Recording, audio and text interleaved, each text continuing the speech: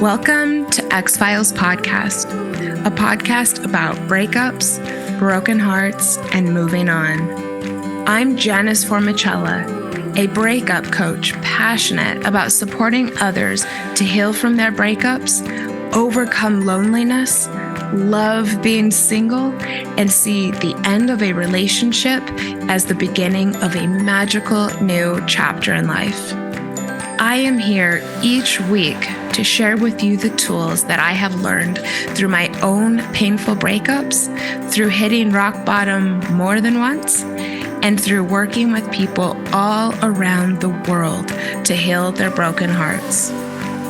If you are looking for hope and strength to move on from your breakup and resources to enjoy your new single life, you are in the right place, and I've got your back.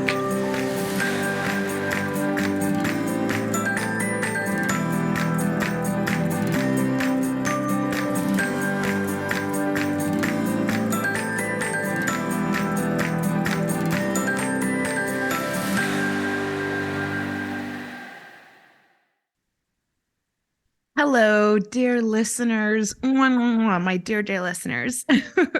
Thank you so much for being here with me again. It is snowing outside here in Denver, and it's just such a joy to be connecting and speaking to you today. Today is a bonus episode and another edition of the My Breakup Story series. My Breakup Story is a monthly series where I speak directly with a listener about how they recovered from the loss of a romantic relationship and what they learned from the experience. Today, I'm featuring Karina and her experience of entering a toxic relationship with a pretty textbook manipulator shortly after her divorce. Karina's determination to walk away and grow from the breakup has moved me for the entire time I have known her, and I'm just thrilled to inspire you with her story. As you're listening, there are a few things that I'd like you to pay attention to. First of all, Karina made a study out of what led her to such an unhealthy relationship and used her research to improve herself. Second, Karina decided to completely walk away from the relationship and never look back. I know that this is something that a lot of you struggle with, and I am also such a strong and firm believer in no contact and its effectiveness. So please pay attention to how she says she did it. Next, Karina gives tips that she, a person who is not a coach or a podcaster, used to recover from a very stressful relationship and breakup. And last, though there are many gems in this episode, I'd like you to pay attention to how passionate Karina has become about her new life. And this is just a few months after the breakup, and how she got to this point so quickly. I know that we are all capable of healing from a broken heart. I would love to support you on this journey. If having a coach or a breakup buddy is something that you think you may benefit from, please go over to the X-Files podcast or Janice Formicella Instagrams and send me a message. We can get you started this week if that's what you'd like. I hope that Karina's story will inspire you to walk away from anything that is no longer serving you and use your breakup as the start of a magical new beginning. And with that, here's Karina's breakup story. Welcome to X-Files, Karina. Thank you for having me. I'm excited. I'm excited as well. I really, really appreciate you being here. And I am excited to share your breakup success story with my listeners. I'm happy to share my story. If it can help somebody, that'll make my day. or my dear. I think it will. I think that you had an experience that a lot of people can relate to. And also, I've just been so impressed watching your progress and also your dedication to your progress. So I was excited to have you on as my second breakup story. Let's go ahead and just dive into it. How long have you been listening to X-Files, or maybe like how did you find the show? I'm always curious to hear this from people. Well, I guess it's how a lot of people find your show in the midst of a breakup. When you're trying to look for resources, when you're trying to figure out what's going on, especially, depending on the type of breakup that you have. So I was just exploring Facebook groups. I had been through a divorce, and I found a Facebook group that was really good for people going through divorce. So during this breakup, I decided to do the same thing, and I found your Facebook. Oh, cool! And while I found that Facebook, well, I learned about your podcast, and then I just started listening from the beginning. And it was so helpful. Oh, amazing. And still it's very helpful. Yes. Thank you. I guess I'll give a quick plug for the Facebook group. It's called Breakups, Broken Hearts, and Moving On. Everybody go over there and join us. We have some really nice conversations. And I post about the show in there, and people post about what they're going through. So come on over. Please answer the membership questions, or I will not approve you. Very important. Very important. Yes. Yeah, definitely. Thank you for letting me do that. So, all right, let's talk about your, I guess, last breakup. I know that you're divorced and then you got into a relationship. Can you tell us what led to the end of your relationship or the breakup? Mm-hmm. Yeah, I think it's important to provide some context to kind of fully understand what happened. Go for gold. Now I can truly see it. So I was very recently out of a divorce. I had been married for over 20-something years, and the month that my divorce was final, 8 days after I met the person who I started dating, I wanted to go to, create a new group of friends. I started going to meetup groups, and I ended up meeting this one person who happened to be the organizer. And can I ask a quick question? Mm-hmm. I actually don't know that I knew that it was just a week after the divorce was final. And I find it really interesting when it comes to divorce that a lot of people are ready to date so quickly. And did you feel that you were ready to get out there so quickly because you had kind of accepted that the relationship was over with your ex-husband quite a while previously? Yeah, no, I had accepted that, but I wasn't there to date. Oh, I was there to meet friends. I wanted to meet a completely new group of friends. All of my friends were either tied to the marriage or related to the marriage or work, and I wanted to just have a completely new experience.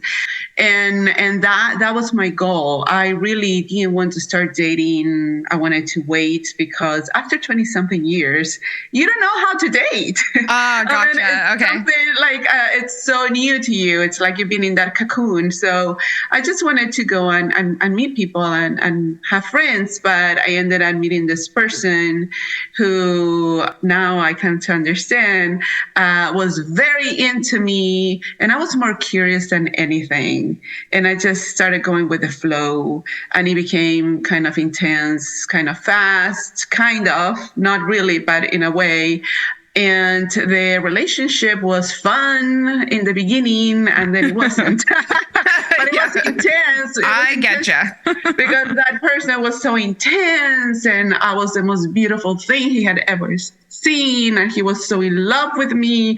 And after being, coming from a divorce where things really kind of cooled down or cooled off, however you say it, it was very nice to get all that attention. Yeah. So of course, I got into that relationship, and it was fun. And then it was, somebody who had this meetup groups, and I really wanted to be out there, go to bars, start dancing, to go and have dinners, all the things that I wasn't doing while I was married. So it was really fun in the beginning. and then few things I'm laughing. I'm laughing because one thing that I've enjoyed about my friendship with Karina is that our stories are so similar. And I just remember, I'm just thinking back to all of the bars that one of my exes took me to, and like the after hours and all the dancing and and the limos and like everything. And I was like, yeah, this is great. And then it wasn't. So go on. Exactly. And you can start ignoring all these red flags because, hey, this is fun. And they're telling you all these things and they're telling you you're the love of their life. Up to that point, that was that's exactly what he said, right? So I love that. Up to this point. Yes. I was like, okay, that's another huge red flag. What a weird qualifier. Okay. I know, like, okay. So thanks for putting that out there. But the little things here and there that I was like ignoring, like the controlling things, the lies, so many lies because one of the things that I did was to run a background check. And on that background check, I was like, oh shit. Oh my God. This here doesn't align with this here. And then, oh my God, this other things doesn't align with this other things he's been saying. Wow. So anyhow, I started realizing that it was a very toxic relationship. Mm-hmm. And the thing about toxic relationships, and I think you know this, is that you become toxic yourself. And I became this person that I didn't know who that was. Yeah, I think I can relate because my ex was also an alcoholic. And in order to survive in a relationship with an alcoholic, you lie, you self-sabotage, you put up with things that you shouldn't, you engage in, arguments that you shouldn't. And yeah, I appreciate you saying that. I hadn't really thought before, but yeah, I think there was a level of toxicity even in myself in order to survive and to stay with him. Well, I mean, for me, for example, I knew my background as a social worker. I mean, I knew his trauma, or at least now I'm not sure what is true and what is not, but assuming, and I do see that he had a lot of trauma. I used that as an excuse. Yeah. As an excuse, like, oh, it's because of this, or it's because of that. And me, myself, coming out of a relationship that all I knew was one way of living, I was also trying to kind of go back to that because it's what I knew. So it would just become something explosive and, the jealousy and all these other things. And I got fixated with the lies. Mm-hmm. and I couldn't let go of certain things because I knew he was lying and he would not recognize it, even though the evidence was all over his own house. So at one point, there was, to come back to my actual breakup, I had tried to break up a few times and, they're coming back. And we were only together, technically 8 months, but really about 6 months. And that's when you start, the red flags were there from the beginning, from day one, but I excused it. And then they became even more clear, like around 3 months. And then by 6 months, I couldn't avoid it anymore. Mm-hmm. And this 1 week, I had gotten this health scare, plus my identity was stolen, plus these other things. And I was like, okay, here I am again, and I say again, because for my divorce, I made the decision when I was very sick with COVID. I kind of had the same type of situation in which I was like, what the heck am I doing? Oh, interesting. I always go back to relationships when I'm sick. I don't end them. Apparently, that's my wake up call because I was like, what the heck am I doing here? So I went to the doctor. It all turned out to be okay. On my way from the doctor, I called this person and I ended that relationship on a Tuesday. And it was a beautiful ending at that point. We said we love each other. We want different things. This is not, for us, and goodbye. On Wednesday, I was processing with one of my friends, and he texted me to say if he could come the next day on a Thursday to talk. And I was very specific. If you're coming to rehash the conversation, don't come. If it's something new, then sure, because we had ended in good terms. Well, he comes on Thursday to break up with me. Oh, Even though I wow. had already broken up with him. Uh-huh. Uh-huh. And it was traumatic. It was emotional. It was a whole thing that, I mean, during that breakup, I broke up with him twice, but it was so traumatic that my dog peed. My cat Oh, was I remember you jumping. telling me this, that your Yes. dog freaked out.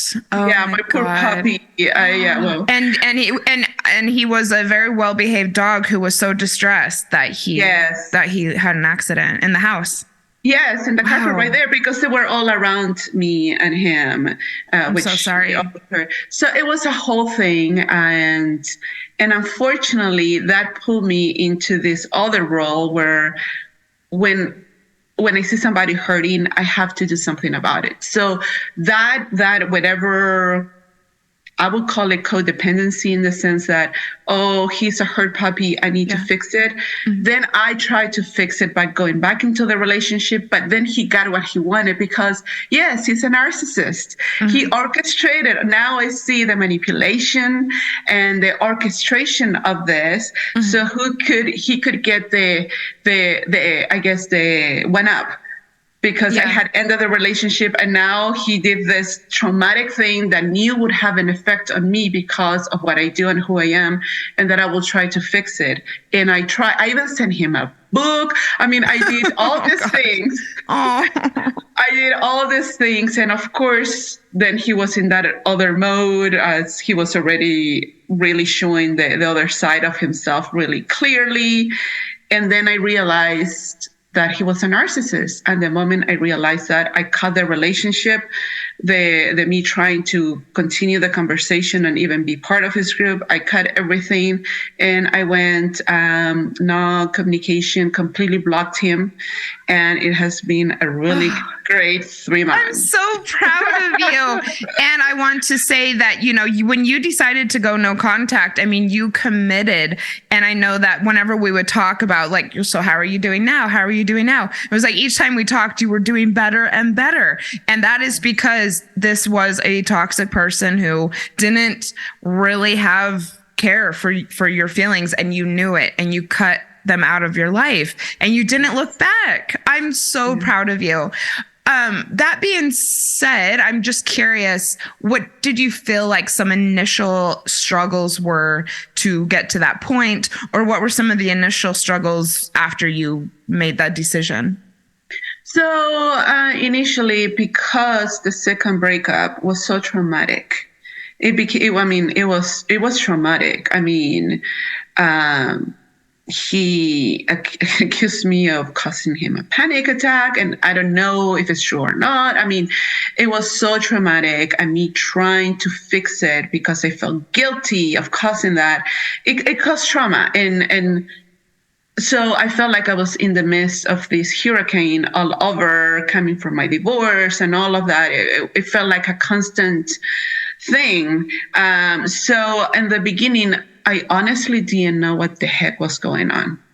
And yeah, and sometimes trying to reason with or trying to engage with a narcissist, it's such a mind fuck.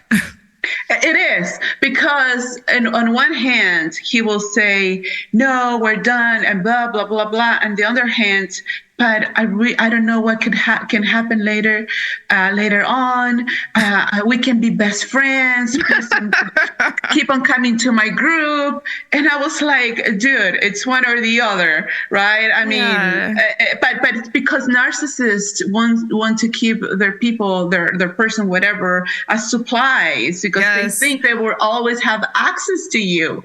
You and are like, that. I love no. that. Say, oh my God, that is such a good way to put it. Yes. Yeah. Keeping you as supplies. Yeah, they want to keep you at supply so they can come whenever they want, forever, because he got a lot of things out of this relationship. I mean, many things that he didn't have before. So that's why he wanted me around.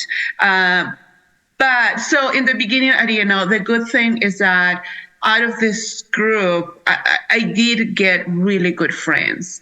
And I had two specific friends and one were specific that pretty much picked me up and were there for me, something that I didn't have while I was going through my divorce. So I had that support system that even though it was through this group, I managed to get really good friends who were there for me, and shout out to them because they're going to get a copy of it. And I'm very grateful. I'll say thank you on your behalf to these friends. That's great, because sometimes, when you go through a hard breakup, people show their true colors and not everybody sticks with you. So that's really lovely. I'm glad that you had that. Yeah. And the other thing is that I'm very intellectual. So once I go through my emotions, I have to understand what happens. What happened. I wasn't familiar. I have never had a toxic relationship. I mean, my marriage ended, but I wouldn't say that my ex-husband was toxic at all. It just didn't work out. And my previous relationship, I don't remember ever having like a toxic, narcissistic component to it. This was the first time I experienced this, and the level of manipulation, of lies, of gaslighting, of the love bombing, all these things, all this language that I learned. So I did my research and I started learning about narcissists. And there was this book, and I can't remember the name right now, that starts with a vignette. And when I started reading that, I was like, oh my God. Were they in my relationship? This is describing this person to the point, from the intense love bombing, the continual texting, that if you don't text back, oh, are you okay? Or are you okay, beautiful? And getting angry. My ex would get angry. Even if I was like, I am getting on the subway, I am seeing a friend. If I didn't answer, a half hour later, he's furious and just wanting it to continue. Yeah, and he wouldn't necessarily, as far as I know, he wouldn't show the anger, but it would be this other way, like, oh, just want to make sure you're okay. Please, come. I'm at work, right? And the constant. And I'm not a baby. Exactly, but then you got used to it. It was, in the beginning, it was nice. The good morning, beautiful. The good night, beautiful. The how's your day? It's nice. I agree. And the funny thing is, now if someone texts me good morning, I cringe, because my ex would do that. And now I don't want any of that. Any of this like continual, as soon as we wake up, communication. I'm very turned off by that now, because I went through that too. Yeah, I now I'm like very cautious at the red flags, and because like I said, I never experienced that. So I went through this, trying to find resources, trying to learn as much as I could about it. And that really helped me, because it really helped me realize what it was. It also helped me realize that the person I thought I was in a relationship with, the person that I felt that I developed feelings for, didn't really exist.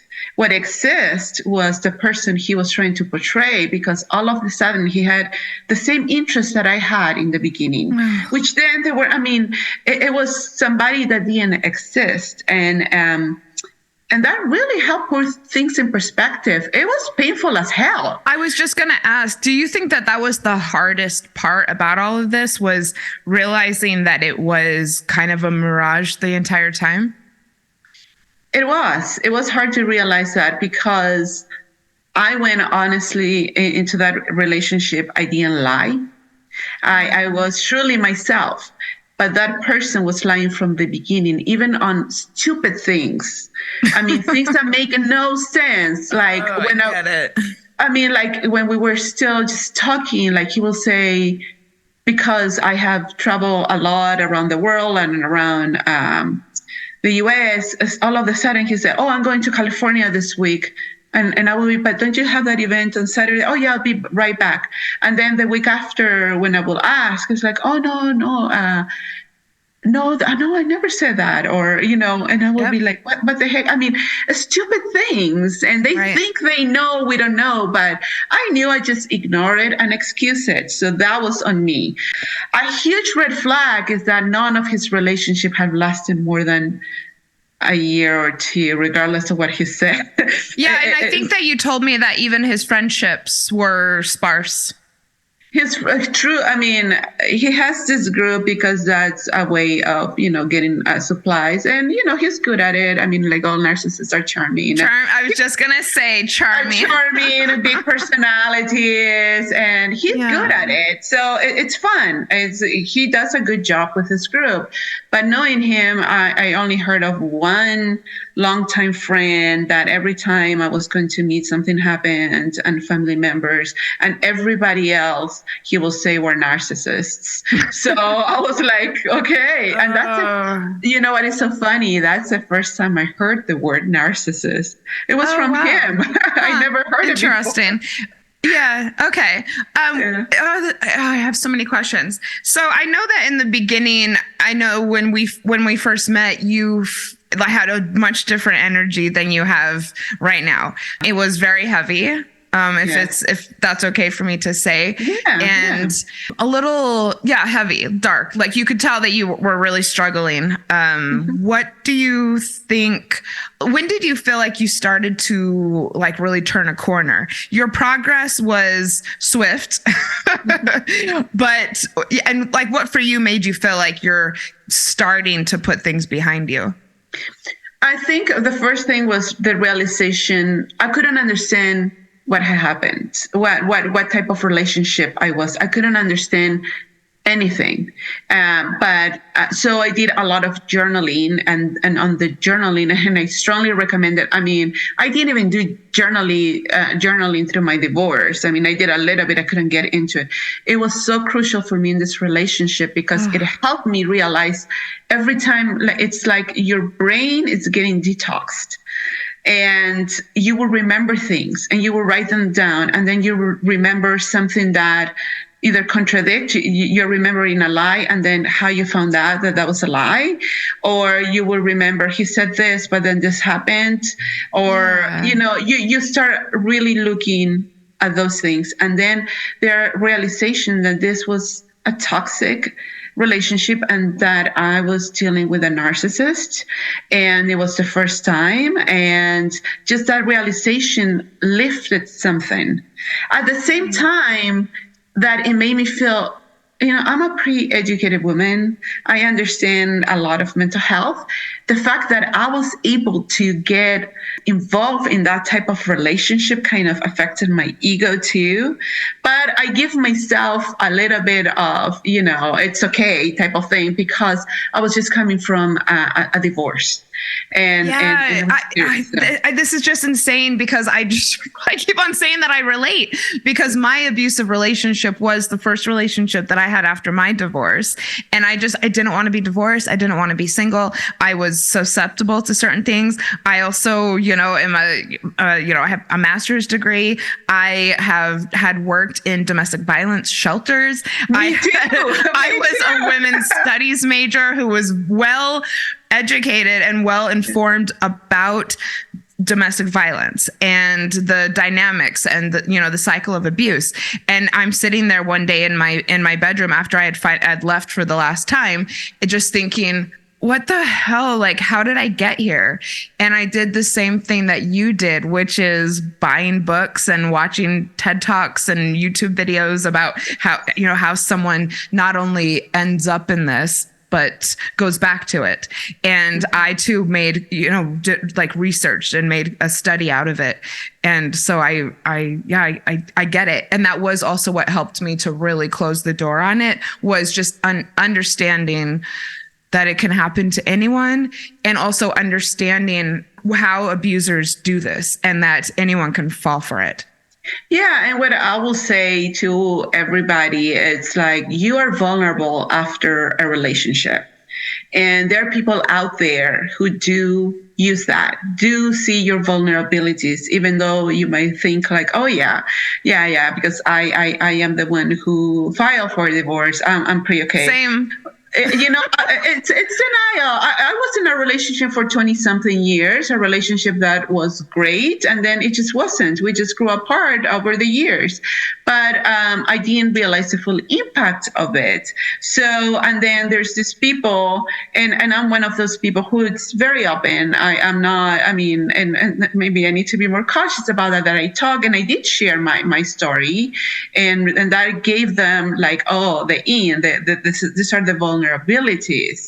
And I happened to find out that like his ex-wife was also out of a divorce, and probably the relationship before that too. I'm not sure about that. That's just me guessing. But and now I see all the patterns.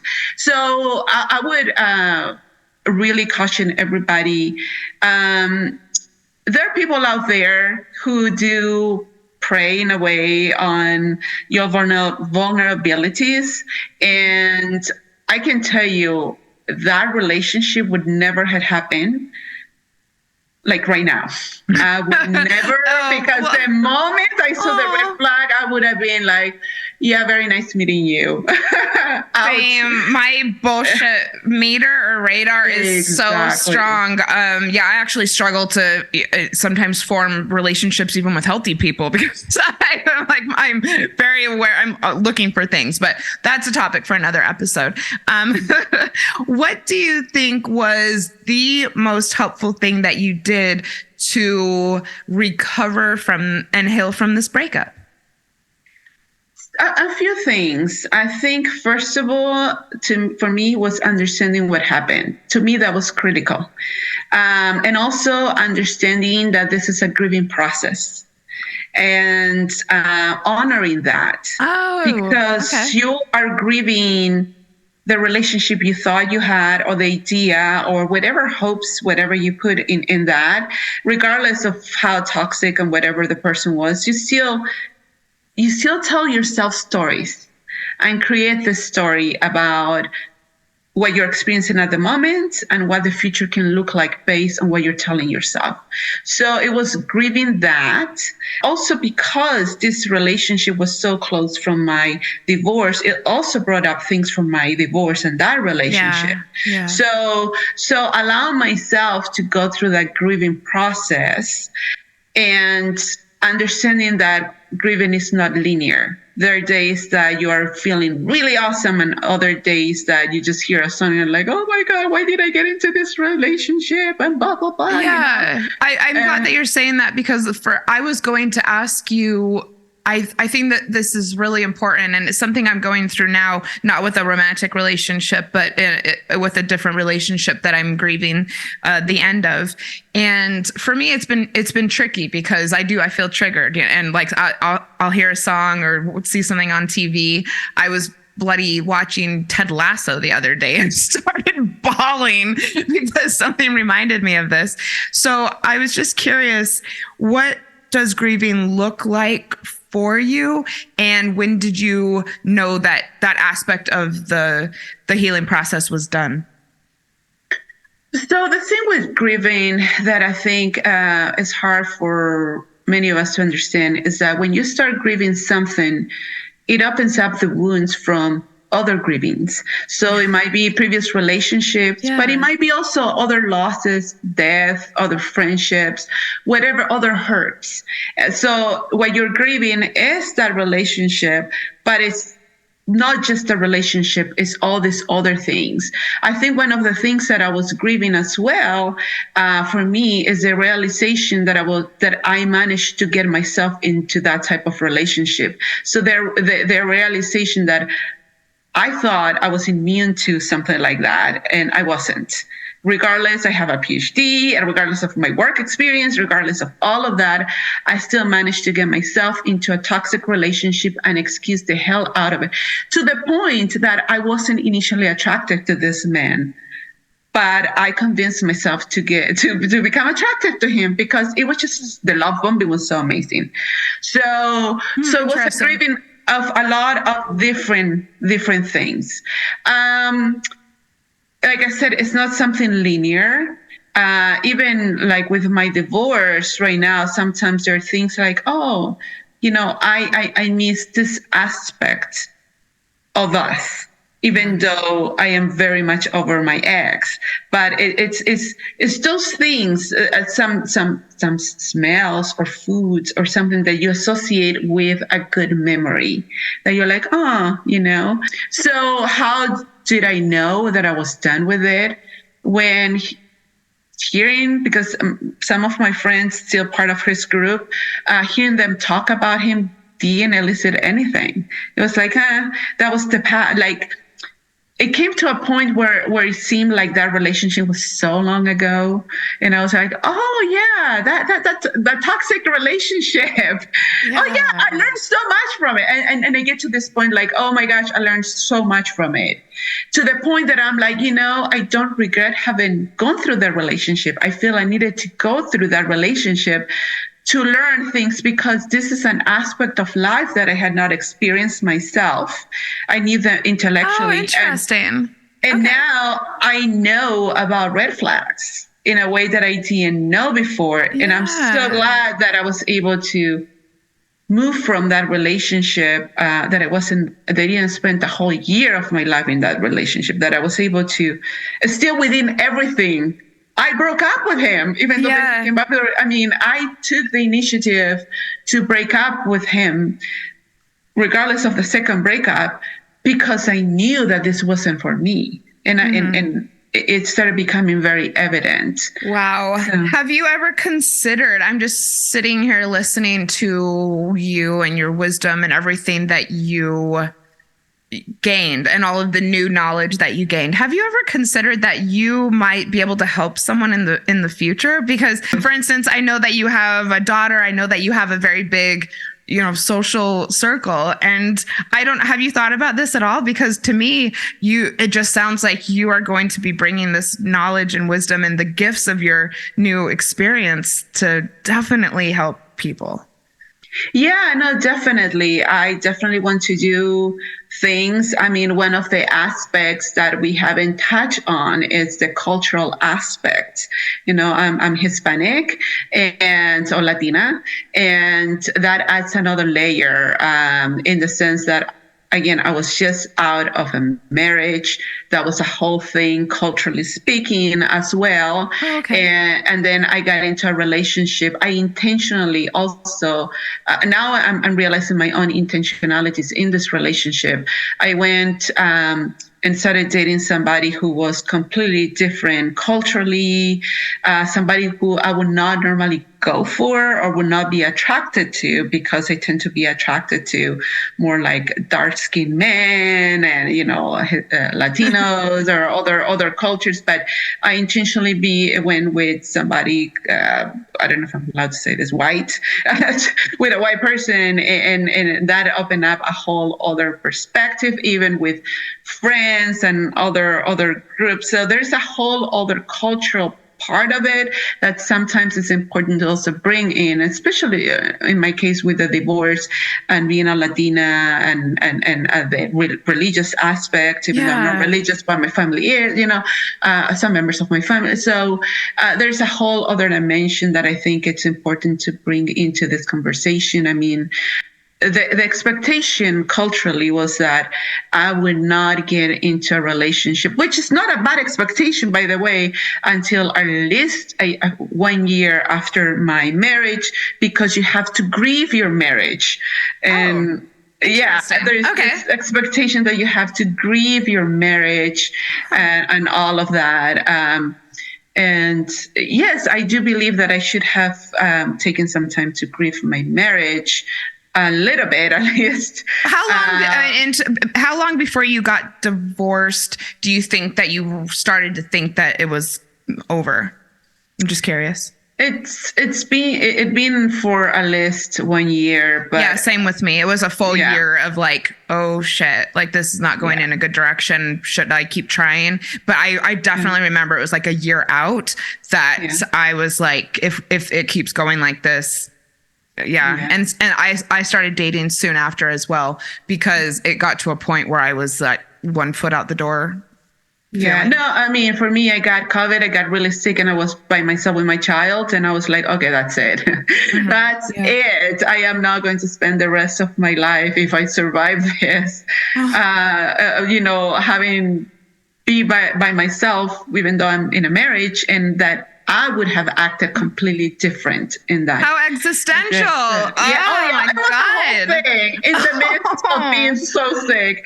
So I was like, this is the last drop, So I got out of COVID on a Thursday. By that time, I already had the entire plan. That Friday, we took our child to college.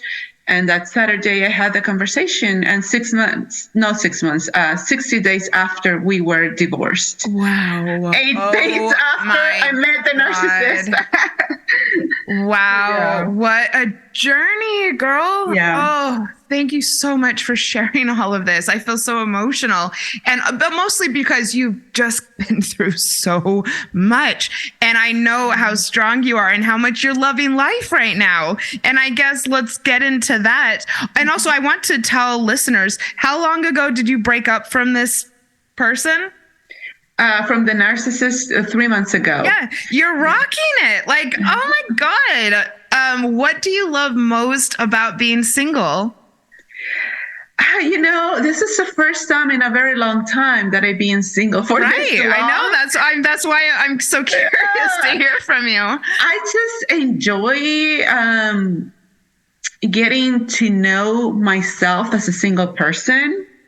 I'm also enjoying still going out there, having fun with friends, enjoying life, doing whatever the heck I want without Yeah. having to be worried, oh, this person here, this person there. Thanks to also your amazing encouragement and advice, I took a solo trip to the coast, and it was so amazing. And Oh my I can't God. wait to do it again because I just enjoy the heck out of it. I was able, because it's off season, to get this condo right in front of the ocean. Very inexpensive, but it was beautiful. And I just went for long walks. I mean, I just got lost thinking and just in the water. And then I cooked amazing dinners because I didn't want to go to a restaurant. I wanted to cook because I wanted to enjoy the view. I love this. I don't normally cook when I travel solo, but I do sometimes rent apartments, and I hadn't thought about doing that. So thank you for sharing that aspect of it. Did you feel relaxed? I felt so relaxed. I felt so in tune with myself. It was exactly what I needed. And I am going to be very intentional about doing it more often. It's just so amazing when you just have yourself and you get to really do introspection and enjoy so many different aspects of yourself. I mean, I was a wife. I'm always a mom. I'm always going to be a mom, but the mom who would take, the child and the dance team here and there. Now my child is 21 and independent, but yeah. And then I jumped from being, a wife to being a girlfriend and a toxic relationship. And I became a version of myself that I don't want to ever ever be again, because I know who I am. I know what I want, and I really enjoy being who I want. In the beginning, one of the things that I did, I was also going to a lot of other meetup groups. I don't have that need anymore. I mean, I have a group of friends, and if I want to go and do something, well, I will contact one of them, or I just do something by myself. I mean, there's not the need to always be with somebody anymore. I have, my two cats. I unfortunately lost my dog a few weeks ago, and that was another grieving, and that opened up other things. But the fact that I know what I want, what is so interesting? When I was going through this hurricane of the divorce and then getting this toxic relationship, I couldn't see the future. In the past, I could always see the future and where I was going and what I wanted to do. I couldn't, and now I see why, because I was in that toxicity. Now my future has so much potential, and I have all these projects and things that I want to do, and that I don't have to be thinking about, oh, I'm going to go. I have a few conferences coming up. I'm going to go to this conference, but I want to go earlier so I can also enjoy the place. Oh, but if I go early, I'm not going to, this person, I'm not going to be hanging with this person. I'm like, no, oh no, now I'll go and do whatever the hell I want. Yes. Right? I mean, you're seriously speaking my language. This is so great. I'm so touched by this. What do you think prevented you from traveling alone before? I mean, I did, but it was for conferences. Before, it's because I was always in a relationship. So every time I would think about going anywhere, it was like, okay, if it's not work related, and even if it was related, it was like, okay, I'm going with my husband or with my child, which I enjoy, and I'm still doing that with my baby, or to invite the boyfriend. It kind of felt like it needed to be with somebody, with the person. Otherwise, it felt like I wasn't caring about them. Now I think that if I get into a relationship again in the future, I was still going to be very intentional about my me time, and because I need it. I love to be with people, but I also love to be by myself. So I'm going to be very intentional about that. Yeah, I love this. And also I love that we're both very, very extroverted, and we've learned to love spending time on our own. And I just feel like even though I'm an extrovert, I mean, especially because I'm an extrovert, because I get energy off of spending time with myself, and I'm my own best company and my own hottest date and my own best friend.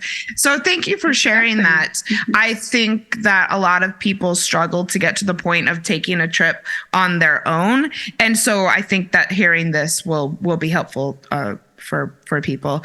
I mean, I just think it's the most relaxing thing in the world to be on a trip on my own. It's very healing too. I mean, you are really just enjoying being with yourself. And remember, unless you were a tween, I guess, I mean, you were born, you were by yourself from day one. Everybody else, yes, became part of your family and all that. But at the end of the day, who you have is yourself. And you have to be comfortable with who you are.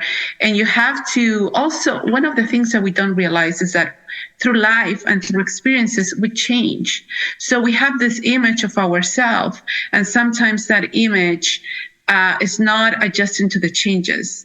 And we're changing. We're constantly changing. So we constantly need to be doing introspection and spend time with ourselves to continue to know this amazing person that you are, and embracing that, okay, maybe yesterday or before you thought this way, but now you gain this experience, and now your horizons are broadened and you're learning so much more and embracing new experiences.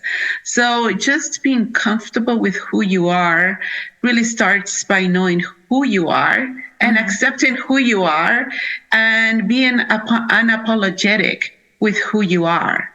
At the end of the day, you are going to have people who like you and people who don't. And you know what? It's okay to have people who don't like you. And those who, just because somebody likes you doesn't mean that you need to like them back. That's the other part of it. So important. I think maybe especially for women. I think that a lot of us operate or are taught or programmed, conditioned to really, really people please and caretake, and not sit back and think about whether or not we want someone in our lives when they're wanting us in theirs. Exactly. I mean, it's okay, to be liked by people. And even if people like us, it's okay for us not to like people. And I think, yes, as women, we're conditioned to always be welcoming and all that. And that's what puts us in a bind sometimes. Like I said, I made myself find this person attractive because he liked me and I really liked what he was saying. And I think I see more women doing this than men, just sitting back and thinking about either friends or people I've worked with. I feel that I see women staying in the cycle of toxicity a lot more, especially using the excuse of wanting to be nice, wanting to be a good friend, wanting to be there for somebody, a lot more than I hear men saying that. It's occurring to me right now. Men are a lot more transactional. I mean, we women, we're caretakers and we want to take care of everybody, including those people sometimes that are not good for us. That was the whole thing about the second breakup. I wanted to make things right, and despite of the effects on me. So I think it's important for us to be a little bit more transactional when it comes to that. And we have to protect ourselves. Nobody else is going to do that. And we tend to go through hell because we're not doing that. Yeah, totally. And we don't always put ourselves first, which it sounds like you've learned to do. I'm so happy for you. I'm so proud. I am so touched. Thank you for being here. The last thing that I would like to ask you is, what is something that you would say to someone who is struggling with a breakup right now? I will say, first of all, and I know that it's shocking, it's painful, it's something that can really, depending on how the breakup, but regardless, it's the breaking of a relationship that you thought was going to be one way, ended up being another way. And it's okay. Take the time that you need to process it. Take the time that you need to grieve. Honor your grieving. Understand that even though right now it might seem like it's going to be forever, that you're going to be in this pain forever, it's not. Give yourself the chance to even acknowledge the fact that there is a light at the end of the tunnel. And it may take a while, and it's okay, because you're going through this. You are in a way detoxing from a relationship. And, there's a whole thing about endorphins and all that goes into a breakup too. You've been with somebody and now you're not. So acknowledge that, but do everything that you can to take care of yourself. Don't stop eating. Exercise. I mean, walking is amazing. Whatever you can do. If you need to understand what happened, read, listen to the podcast, listen to the podcast. I'm like, and listen to the podcast. Read, look at whatever you can do. If you have access to counseling, do that as well. If you have friends, reach out to your friends and know that your friends would at some point get tired too, but while you have them, reach out to them. Well, that's why I'm here, is because, you can wear out your friends, but yes, journal and allow yourself to give yourself permission to believe that there is an end to this. Because there is one. There is one. It might not look like it. There is one. And also, a lot of people in Facebook, in the group, sometimes say, I don't have any friends. When I was going through my divorce, I didn't have any friends. So reach out to there are other people going through the same thing. There are groups of people going through the same things. There's Facebooks, there's amazing coaches, there is so many other resources. Just look up for those resources around you and go and take that step, because there's a whole community that you don't have to be physically there to access. You don't have to go buy it through yourself. And there are books. Books is a way to connect with other people too, because I love that. With the authors, I mean, it's not just a physical connection. I mean, there's different ways you connect spiritually. You connect by talking, you connect by writing. Expand your way of thinking about how you connect with other people. And yes, it's painful, but you will get over this. It may take there's nothing that can say it's going to take this amount of time and that amount of time. It will take the time it needs you to take. But I can't remember who said this, but if you're going through hell, make sure that at the end of it, you learn something. And that's what this is about. You're learning from this experience. So when you come out of it, you'll be stronger. And then if you do get into another relationship, hopefully it'll be a lot healthier and it'll be the right one for you. And if it's not, well, you learn from that relationship too. This is life, and life is never linear. That's what I will say. That was amazing. I'm sitting here thinking, like, how many audio clips can I possibly make from what you just said? You are a remarkable woman. I appreciate you sharing your story. I appreciate you staying strong and getting through this and helping others know that they can do the same thing. So thank you so much for being here. And thank you, everyone, for tuning in. And I will see you Tuesday.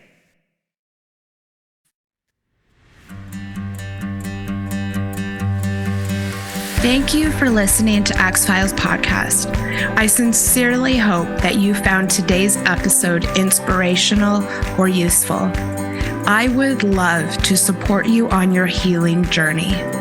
All you have to do is send me a message through the X-Files Instagram account, and I will personally be in touch to get you started.